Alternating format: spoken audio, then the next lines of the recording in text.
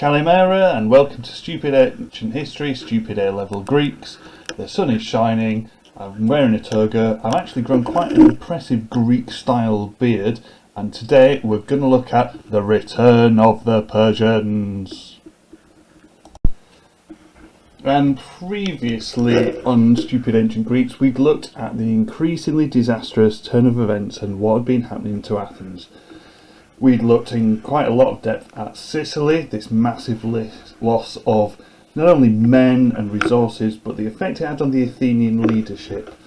Their top tier of thinkers, doers and politicians were decimated. Alka BRDS famously runs off.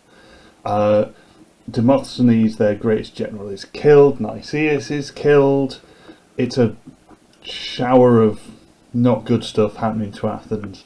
Then, straight in the middle of this, you've got the occupation of Thessalia, where the Spartans are effectively strangling the Athenian ability to do pretty much anything. I mean, if they're affecting their ability to feed themselves, this is not going to go well.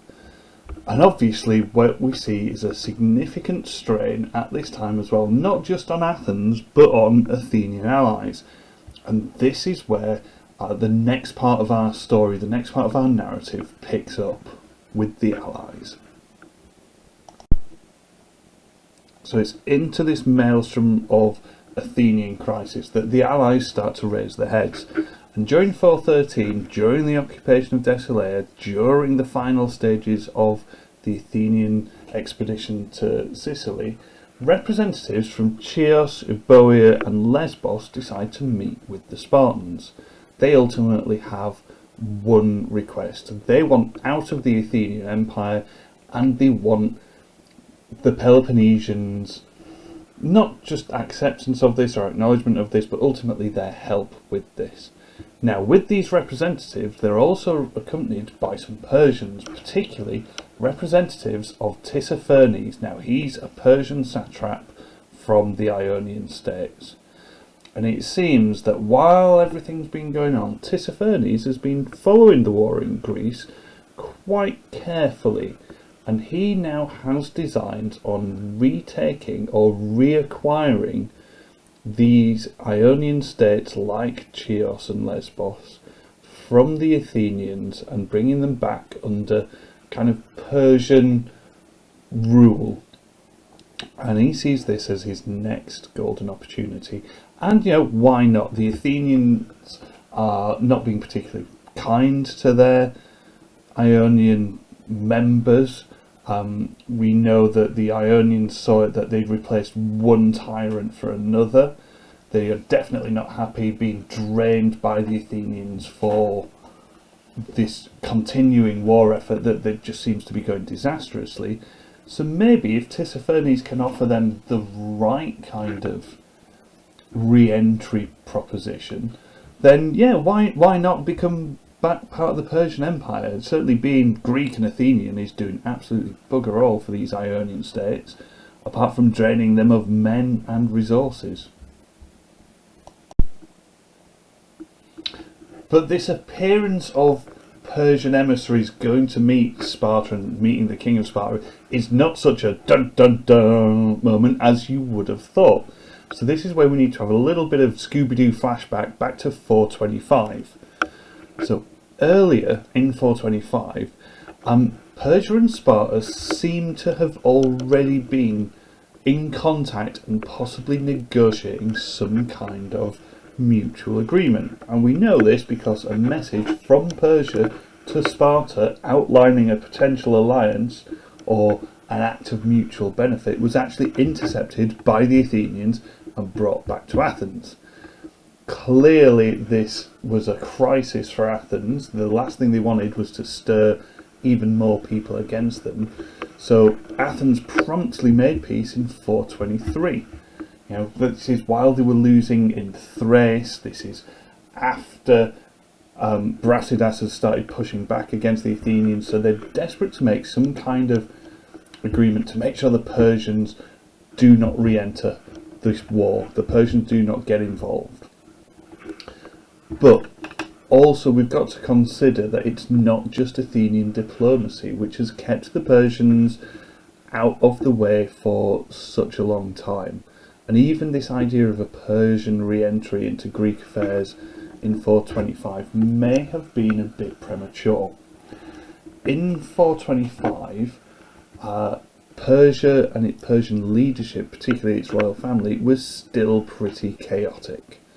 By 425, the previous king, Artaxerxes, son of Xerxes, had recently died, and the new king, his son Darius II, had only just been installed on the throne. And at this point, it's fair to say he was far too busy trying not to be killed by his siblings or anyone else who thought they should be in power to get involved in Greek affairs. Yes, it would be a nice idea to reclaim the Ionian states. It possibly would strengthen his position.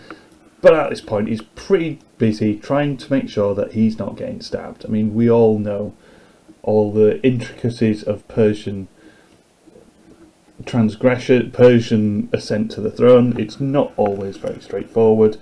Darius II does not want to be usurped. By 413, however, it's clear that most of Darius's siblings or rivals have met with nasty accidents.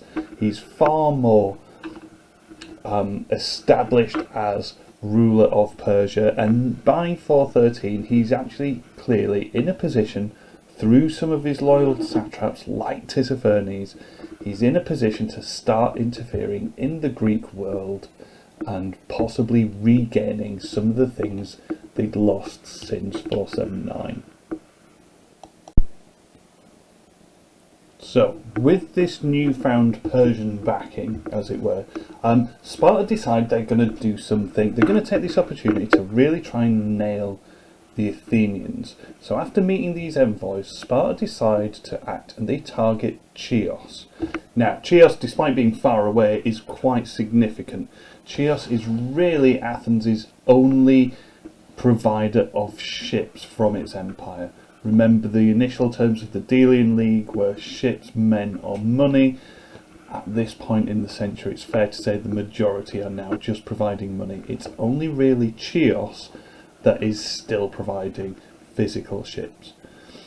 So the Spartans set off on this expedition with encouragement from Tissaphernes. He says not only will they hold good an alliance, more about that later, but he is going to help the Spartans dislodge and uproot the Athenians from the Ionian states.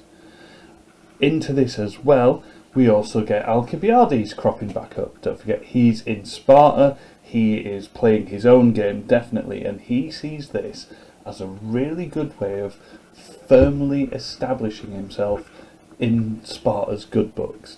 You know, he's already helped them with the occupation of Thessalia. This is going to be his next step. This is his next step to glory. A lot of this is covered in Thucydides, book 8.6 to 17, if you fancy a more detailed read. So the Spartans set off to Chios to try and foment rebellion, and initially they're not too successful. There's still a lot of distrust. The people of Chios don't necessarily see a benefit.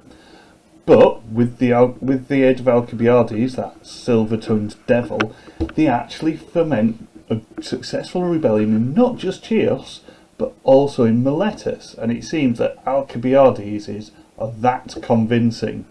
But we'll come back to how convincing it can be later on.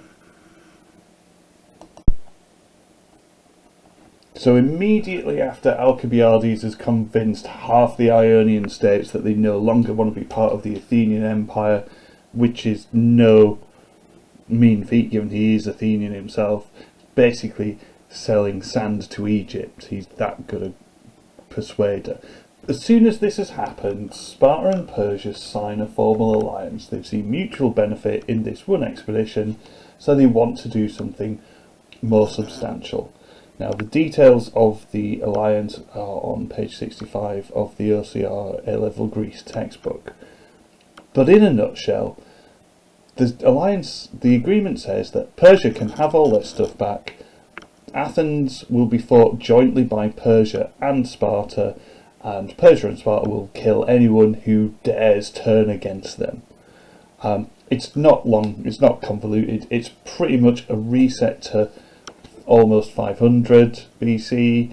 They both hate Athens, Persia want their stuff back, and Sparta ultimately gets a sugar daddy to bankroll their new military campaigns, and they also get to borrow a navy, which is really handy because one thing we know, the Spartans were not hugely keen on naval warfare. There's nothing Spartan or heroic about rowing a boat. If they can borrow someone else's navy, happy days. It also speaks as well to this constant theme we've seen throughout the century of Spartan isolationism. They're really not bothered what happens to places like Chios and Miletus. They're just interested in getting the Persians on side so they can now team up and really hammer Athens. But wait, just when you think we're starting to get an end in sight, things are starting to sort themselves out, the plot thickens to kind of swamp or quicksand level. I mean, this should not be a surprise. If you've been going through Greek history in the 5th century, nothing is straightforward. So, what happens? During the Chios rebellion, Alka BRDS uses this as an opportunity to now abandon the Spartans and join Tissaphernes. He is basically playing a massive game of Frogger, or leapfrog, across the entire Greek world, from Athens to Sparta, from Sparta now to Tissaphernes, because he sees this as his next logical place to go to. He is becoming less influential in Sparta, despite his successes at Deceleia and now Chios, but he famously finds the kind of sombre and dour life of the Spartan elite pretty dull. One thing we definitely know about Alcibiades in his personal life, he was very much kind of part of the young, fast set in Athens, the parties, the symposiums, the endless drinking bouts. He was used to a luxurious life in Athens. If he was about now, he'd be a member of the Bullingdon Club. We also know that this is not the case in Sparta. They were not keen on their massive parties. So he's gone from living the high life to sitting around talking about rocks, or the best way to punch rocks. So he's bored of Sparta.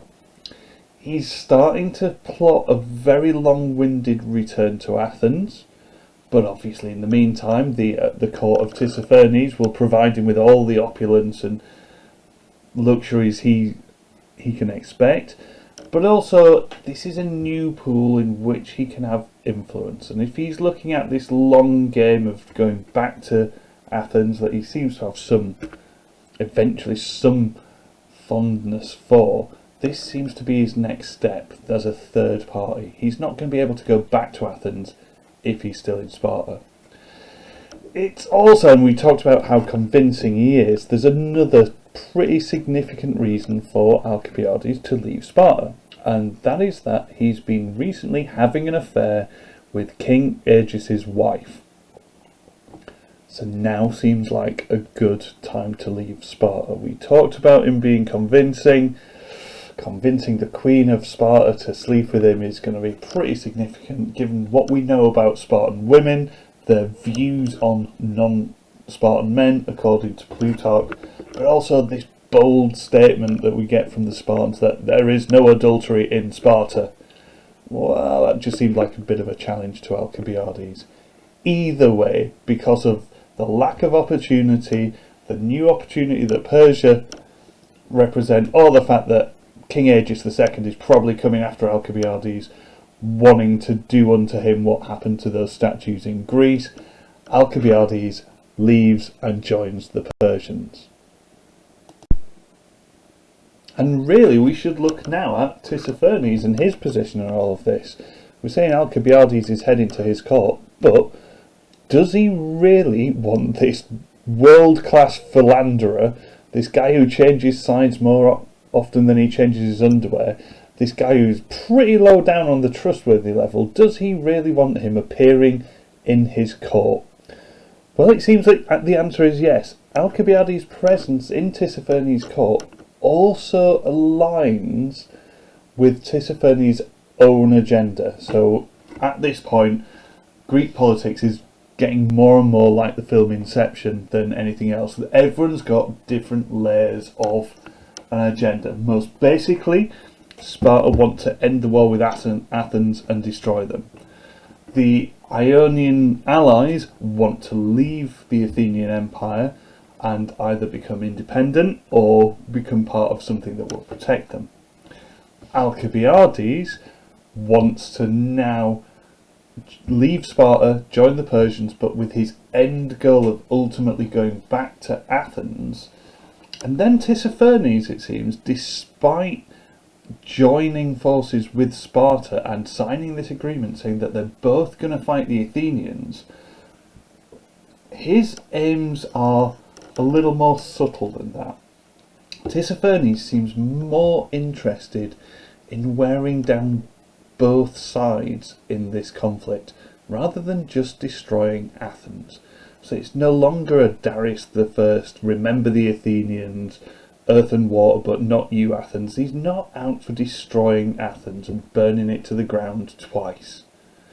He's interested in weakening the entire Greek world, most likely because this will be most profitable to him and his king Darius II. I mean, if both sides have significantly drained their resources to the point where they are on the point of collapse, what's to stop the Persians not only taking back the Ionian states, but maybe exerting increasing influence over the Greek world? We're not talking necessarily an invasion a la Xerxes, because that didn't work well, but there are other ways to get the Greeks on side. So whilst this is going on, we can also see that he is heavily influenced by Alka BRDS. Alka BRDS doesn't want or doesn't see a benefit in destroying Athens. He almost has a plan of reasserting himself in Athens, and this is not necessarily a new thing if you look at it from Tissaphernes' point of view. Don't forget, if we look all the way back to Marathon, the Persian forces were aided by Hippias, who was a former oligarch in Athens, who went with Datis and Artaphernes on that disastrous expedition, probably with the mind of becoming the de facto satrap of Athens. It's not unlikely that Alcibiades would have said the same thing to Tissaphernes. Don't destroy Athens, wear everyone down, let me be your new satrap of Athens, we'll sort this whole thing out together, both profit. With this, Tissaphernes then drags his feet in supplying the Spartans. Yes, the Persians re-enter the war, they re-enter with all their finance and resources, but they're pretty slow at delivering. So it's into this stagnant quagmire that we go a little bit further down the wormhole. While Persia are dragging the feet and Sparta are continuing with this quite stagnant, swampy conflict with Athens, just trying to wear them down, Alcibiades ultimately gets bored and decides he's going to start the next step of his plan. So he's been in the Persian court for a year or so, he's got itchy feet, he moves on, and he winds up with the Athenian fleet in Samos in 411. This is not the entire Athenian fleet, don't forget, at this point the fleet is separated as a result of the Sicilian expedition, but this is a significant chunk of it. Here, whilst in Samos, he persuades the leading commanders of this fleet to bring about a change in government in Athens, almost like a coup. And he is very persuasive in doing this, but if we think the context and the time is ripe for this. So if we think about it, the Athenians are still mad and still suffering after Sicily, and particularly the wealthier Athenians, the oligarchs, are not happy that they're having to pay for all these new ships. We can see that the leaders in Athens, right from the failure in Sicily, occupation of Deceleia, and the lack of ideas at this point, the Athenian leadership seem to be really struggling. There's a lot of criticism. They don't seem to have done anything valuable, worthwhile, or intelligent for a while. So the time is right for someone like Alka BRDS, with all his persuasive powers. The time is right for him to throw this match on the big pile of petrol that's just emerged. It's ripe for some kind of change. But this is Alka BRDS, don't forget. He's not doing it out of altruism or his love of Athens. He definitely has his own agenda. You know, we can't have a straightforward agenda with this man. There's always the official agenda and his next agenda. So bringing about a massive coup or a real change in Athens will, well, firstly, hopefully, get rid of his enemies. All the people who accused him of defacing, emasculating the Herms in Athens before going to Sicily, they'll be gone. Anyone who criticised him about Sicily, gone. He can also use his previous experience and his relationship with Tissaphernes to claim to the Athenians that he can negotiate, he has got the inside track, he can negotiate with the Persians not to support Sparta. This will obviously put him in a very strong position for being able to take leadership or a key role in whatever new government emerges in Athens. He's also pretty much hoping that people will forget that Sicily was his idea. If he can blame it all on Demosthenes, he will come out of this, get rid of the old government. He will come out as the kind of obvious new choice for a new leader in Athens. So this is all part of his big plan to return. And given Alcibiades his good timing, good fortune and savvy strategizing, his actions in Samos, this mini revolt in Samos, does actually cause an oligarchic revolution in Athens. Now there's a lot more detail in the textbook about who's in this and what happens. I'm not going to go into that because it's just a bit too swampy for holding together our narrative. There's a revolution in Athens. Alcibiades and his new allies in Samos, however, do not leave Samos. They let this revolution happen in Athens. They're watching from afar. The official reason, and a wise reason strategically, is that if this part of the Athenian fleet were to leave Samos, this would leave the Ionian states unprotected and the Peloponnesians could strike and take them back. It also means that Alcibiades is nowhere near when it's all kicking off in Athens, so he can come back after it's all gone crazy. Now, it's probably for Alcibiades a good idea because at that precise time, seeing Athens is in chaos and uproar, the Peloponnesians decide they're going to stick the boot in, and they send the fleet back to Oropos. Remember, this was the main port that the occupation of Desileia was strangling. And again, the same idea is to not only cut off the Athenian supplies, given that most of their food was now coming from Euboea, through Oropos and Desileia down south to Athens, but the Peloponnesians are also hoping to spread even more discontent and revolt throughout that whole region of Euboea. The Athenians dispatch a fleet to Oropos, but because their oarsmen are poorly trained, paid and fed, they lose. Remember, this is the freshly built, new, probably untrained replacement fleet for the one that died, sank, got owned in Sicily. So they lose. They are no match for the Peloponnesians, who now, don't forget, have got Persian backing. So what's left of this Athenian fleet retreat back to Eretria, thinking this is an old ally. Eretria, don't forget, was one of the first states to get on board with the War of the Persians back in 490. They go back to Eretria thinking, brilliant, safe, friendly harbour, we don't have to sail all the way back to Athens, we can rest and refit here. So they thought. So it turns out Eretria had for a long time been not very happy with this new Athenian leadership, and they used this decisive victory for the Peloponnesians as the starting point for their revolt from Athens. And as the Athenian ships come into Eretria looking for resupply, the Eretrians kill them. This is clearly not going well for Athens. Just to make it even more more problematic for Athens, this loss and the slaughter of the new Athenian oarsmen, the new Athenian fleet, this causes yet another government change in Athens.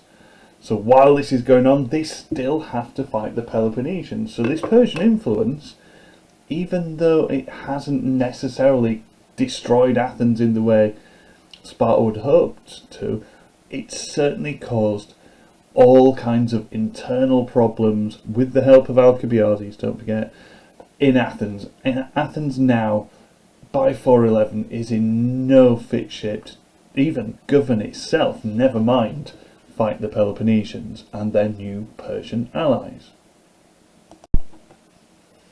So now we need to look at this return of the Persians in the bigger context, and without being too unsubtle about it, I mean, this would make a very good exam question to be put on a mock exam, maybe at the end of 2020, who knows. So the question we'd naturally ask about this is, were the Persians always a threat to the Greek world?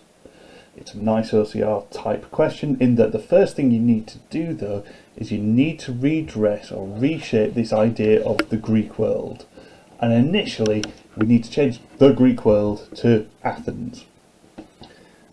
Obviously during the Persian Wars we can definitely say the Persians were a significant threat to the Athenians. Don't forget, for these period studies it's always better to have a full chronological range. So let's start with the start of the century, Darius, the Ionian Revolt, and the Battle of Marathon. And that classic line from Herodotus, Book 5, Passage 105, remember the Athenians. From that point, the Persians were definitely a threat to Athens. And this goes on right throughout the Persian Wars. Athens is the eye of Darius and Xerxes' rage. When the Greek city-states are offered earth and water, Athens is not. Sparta also got themselves into harm's way by being distinctly Spartan, but it's Athens who are the eye of Xerxes' rage. So much so that, don't forget, during the Persian Wars, he burns Athens down not once, but twice. That is the sign of a guy who is pissed off with you. He burns your house down twice within a year. You've done something to make him struggle, make him angry at you. So initially, early part of the century, yes, the Persians are a definite threat to Athens. We can argue that with Athenian naval victories, people like Themistocles, the threat they posed was significant, but the Athenians were able to deal with it, but they were a threat. We should also remember though that with the creation of the Delian League, so we skip forward a few years, 477, with the creation of the Delian League and Chimon's following campaigns, these were primarily against the Persians. Again, you could argue that the Persians were in no real fit state to fight Chimon and his new Delian army, but they were a threat. The war was against the Persians for this, let's call it liberation in inverted commas, of the Ionian states. And this continues really right up until the end of the First Peloponnesian War. This is when we first see a peace treaty between Athens and Persia. Not long after, you've got the change in Persian government and so on, we see the skip forward a bit, we see the intercepted message in 425, so that's our next chronological step, that would again suggest that the Persians were continue to be a threat to the Athenians. They're not an immediate threat, absolutely, they're not attacking Attica, they're not fighting the Athenians in Thrace or in the north, but they are there in the background. They are an underlying threat. And then obviously by 413, the Persians are back. They are once again a significant threat. If they're not fighting Athens themselves, They are bankrolling Athenian enemies and supporting them with naval resources. And obviously, being ancient history, you've got to consider the sources where all this comes from, the good old AO3 bit. So one obvious thing we would point out is that all of this is put forward by Herodotus and Thucydides. Herodotus is, and we need to look at the contrast, Herodotus is far more dramatic in how he frames the threat of the Persian Empire. It's partly to do with the time and context of when and where he is writing. So he's writing about the Persian Wars, and clearly, as the name would suggest, the Persians were the biggest single threat to the Greek world and Athens at the time. This, especially with Xerxes, this big single invasion of the army of all Asia is easy to frame and write about. It's very easy to say, this was the big threat. Look how many of them there are. Look where they've come from, and they're coming for you, your houses, your families, your children, your goats. It's very easy to describe them as this giant and monstrous immediate threat. When we're talking about Herodotus, though, we've got to remember there is Athenian influence on him. He wrote his work in Athens. We've already looked previously, when we looked at the Persian Wars, there is pro-Athenian, particularly anti-Theban, bias. And by making Xerxes and the Persians this great and monstrous threat coming to get everyone in Greece, it actually helps emphasise the heroism of particularly Athens, this little plucky city-state who's risen to prominence with the help of people like Themistocles. They are now the heroes of Greece, which will, as we've discussed previously, give them justification or reason why they should now take hegemonship of Greece, of the Delian League, and ultimately grow this empire. So we can't say Herodotus is entirely without subjectivity.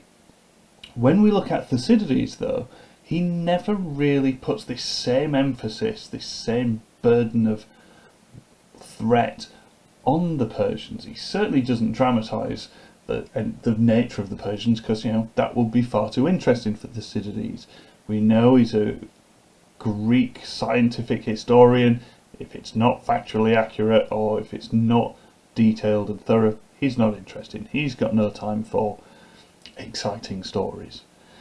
So there's this lack of dramatisation, or lack of emphasis as well, is because he views the events that follow from Herodotus, following from the siege of Sestos, very, very differently.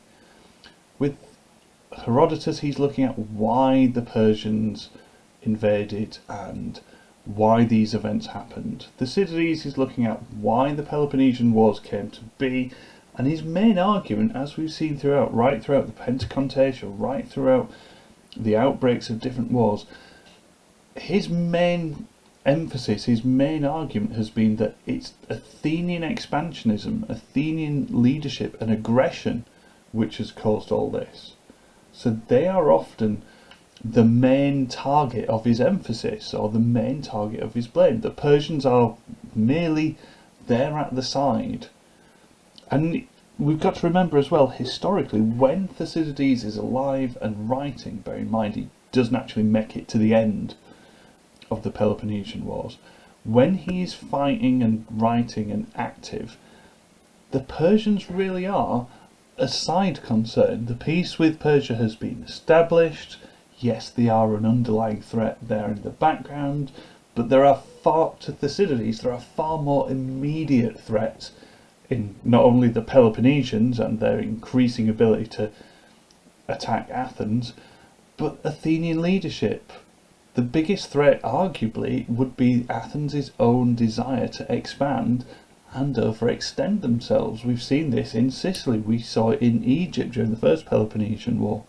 So Thucydides has a completely different emphasis to Herodotus on the level of threat the Persians play. Not only because of the time he's writing, but they both have two different views of the events of the 5th century.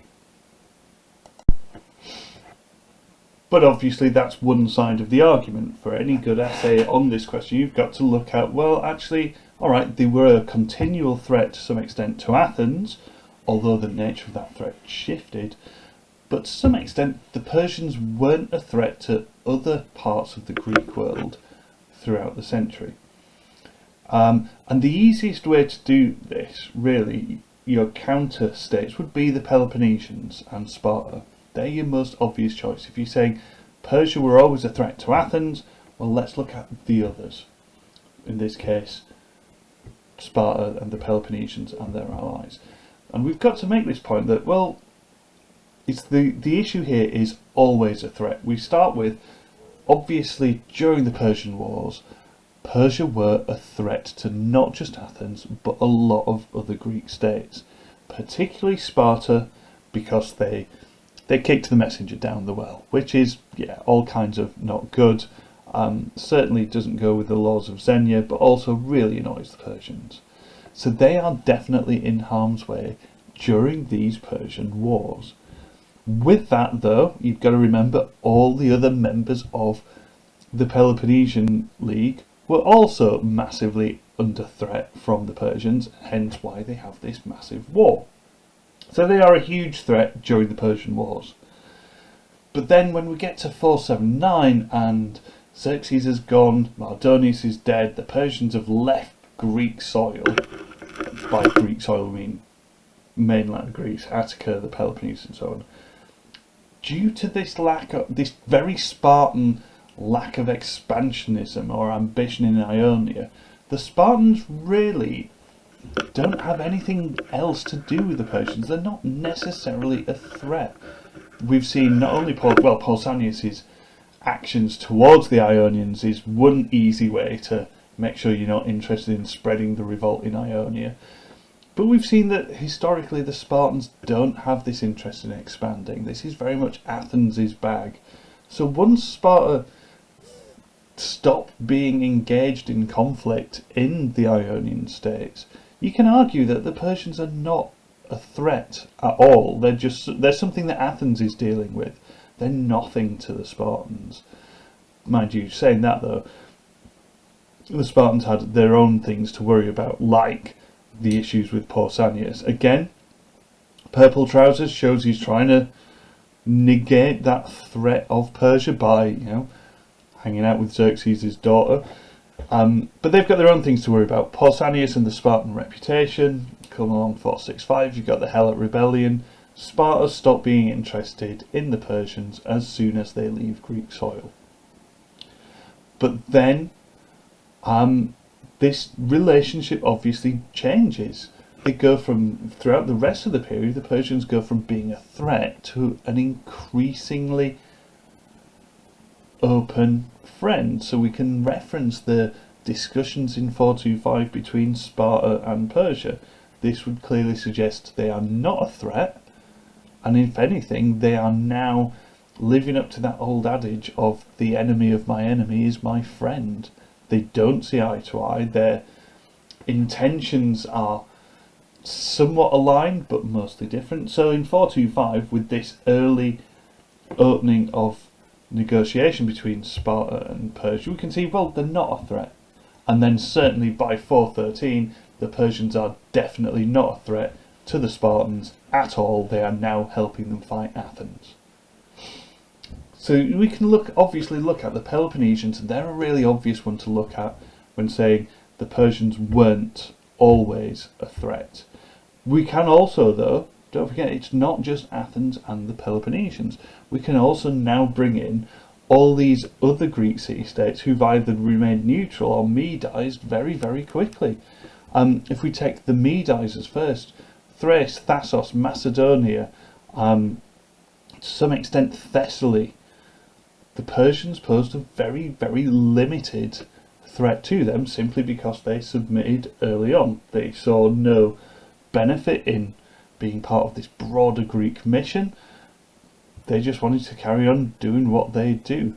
Equally, Thebes right from the Battle of Thermopylae, with their supposed Medization and the Athenian treatment of them and their clauses in the Hellenic League about having to put the traitors to death, you can say that even though they fought at Thermopylae, the Athenians posed a much more significant and long-term threat to Thebes than the Persians ever did. And let's not forget, in all of this, we've got Argos. Did Persia pose a threat to Argos? Not really, but let's face it, they were at the bottom of the list for Persia. Argos would simply wait for them to turn up and then suddenly decide, yeah, this is the point where we'll Medize. If we're looking at, again, this nature of sources though, in terms of not being a threat, it's very easy. We've got to remember the key thing you put here would be that it's very easy to consider the Persians a continual threat to the Greek world, largely because a lot of the source material is Athenian based.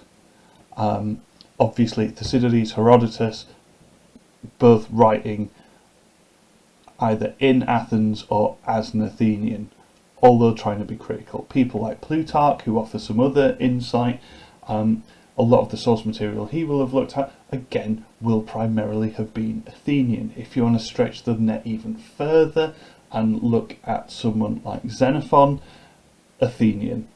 So because the majority of source material is Athenian, we're going to have this limited coverage. We don't really have the detailed notion of how much of a threat the Persians were to someone like Argos because we don't have the sources. It's much easier to paint the Persians as a threat because the Athenian sources regard them as a threat. The Argive sources may be very different.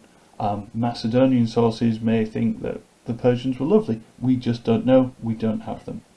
It's also worth pointing out that it's really difficult to understand just how much of a threat or threatened or how invested in this they were when we look at the Spartans, because the Spartans didn't really create sources. We have the obvious examples from Herodotus where the Spartans clearly see the Persians as a threat, obviously Leonidas at Thermopylae, and so on. But aside from that, of that great heroic stand, we don't have any idea just to the level of threat the Spartans perceived the Persians as. So on one side of the argument you've got the difference between Thucydides and Herodotus writing when they're writing and their views on the conflicts, but for saying it's not a threat to the Greek world, it's really difficult when the majority of sources we have are from those who are directly threatened. And long story short, in conclusion, were the Persians always a threat to the Greek world? No. They were always a threat throughout the 5th century to varying degrees to Athens and Athens' allies. However, for people like the Peloponnesians and neutral states, the Persians at best were a threat during the Persian Wars, then became allies towards the end of the century, or had very little bearing on what was going on anyway. So thanks for listening. I hope this has been useful and I hope it helps you get through this increasingly swampy nature of Greek relations, who they're friends with, who they're not friends with, who Alka BRDS is sided with and who he's sleeping with. I hope it's made some sense. Thank you very much for listening, and until next time, goodbye.